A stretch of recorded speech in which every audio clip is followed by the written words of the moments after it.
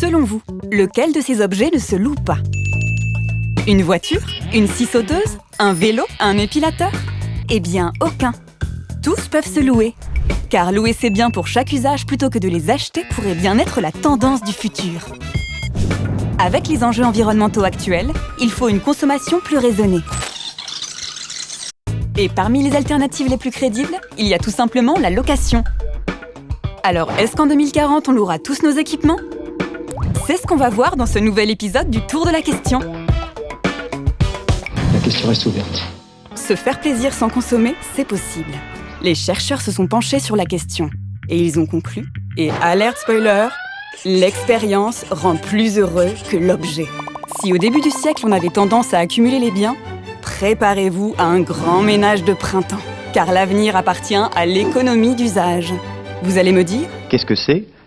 Il s'agit tout simplement de privilégier l'usage, donc l'emprunt, plutôt que l'achat d'un produit. Ainsi, tous les objets qui ne vous servent pas régulièrement, vous avez tout intérêt à les louer. À la clé, on vous le promet, ce sont des économies d'argent et de place.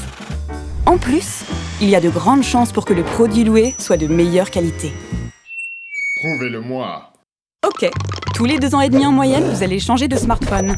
Eh bien, en le louant une vingtaine d'euros par mois sur cette période, vous le paierez 600 €. Loin des 800 voire 1000 € à l'achat. Et en plus, une assurance est souvent incluse. Ce qui évite des migraines s'il vous arrive ça. Ou même ça.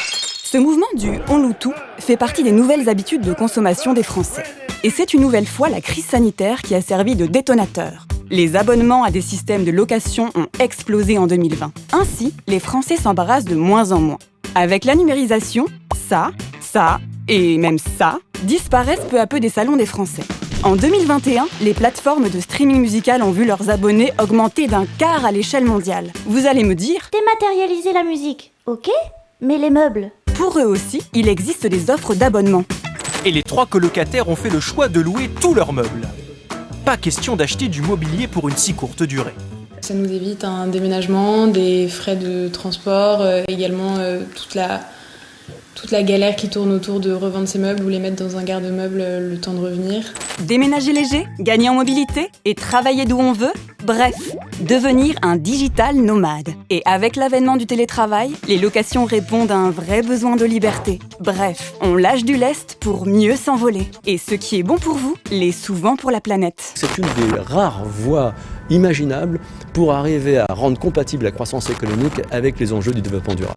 Car chaque objet a plusieurs vies cachées. La sélection des matières premières, la fabrication, la distribution, l'achat, l'utilisation et la fin de vie. Plus on repousse cette dernière, et moins on aura besoin de nouveaux objets à fabriquer, ce qui réduit fortement l'impact carbone et la consommation des ressources.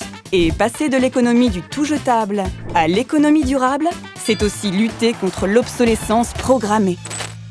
Pour ceux qui n'auraient encore jamais entendu parler d'obsolescence programmée, il s'agit, selon la loi, de l'ensemble des techniques par lesquelles un fabricant vise à réduire délibérément la durée de vie pour en augmenter le taux de remplacement.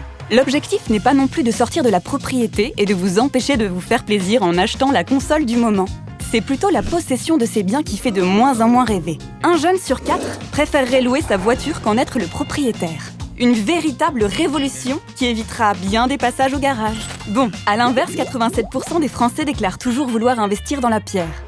Non, pas acheter des cailloux mais bien bâtir un patrimoine. Mais là encore, ce n'est pas incompatible avec l'économie d'usage. Comment? Comme un club de foot, vous pouvez louer avec option d'achat votre propriété. Tous les mois, vous payez un mélange de loyer et d'une part d'épargne. L'épargne vous servira d'apport au moment de la levée d'option d'achat à la fin du bail, et ainsi à être propriétaire d'un club de foot. Non, de votre logement.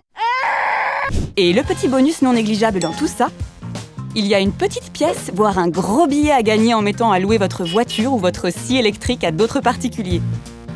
Bref, tout le monde est gagnant, on appelle ça un win-win. Alors, prêt à vous séparer de vos biens pour devenir le roi de la loc? Si on est loin de l'abolition de la propriété, se faire plaisir, profiter du confort de la modernité sans pour autant consommer à tout va, l'économie d'usage fait de la place autant chez vous que dans votre esprit et préserve notre location à tous. Je veux parler de la planète Terre, évidemment. Bon, je crois qu'on a fait le tour de la question. Et vous, vous louez aussi de plus en plus? Dites-nous tout en commentaire. Si cette vidéo vous a plu, abonnez-vous et activez la cloche. À bientôt pour le prochain épisode.